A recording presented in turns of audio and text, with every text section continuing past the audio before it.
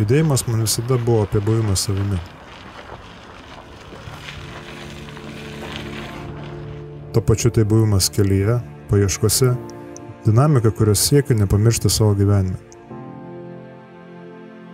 Dviratis man visada buvo laisvės simbolis. Pirmiausiai laisvas nuo streso ir stereotipų.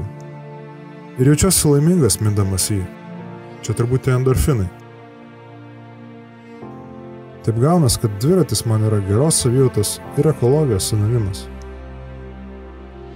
Todėl pabuvęs mieste aš noriu atsidurti gamtoje ir ieškoti minėto balanso savyje, judėti pirmyn.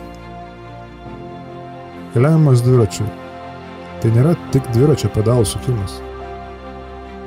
Šis judėjimas tampriai susijęs su žmonėmis, kuriuos aš sutinku pakeliui. Juk žmonės atsiranda tinkamu laiku tinkamoje vietoje. Jie prideda ar ištiesia ranką, kai to reikia, dažnai net neprašomi. Papildo ir įkvepia naujiems nuotykiams.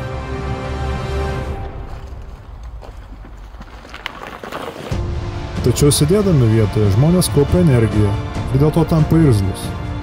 Tuomet kartais to net nejausdami ieško, kur savo susikaupusią energiją išlieti.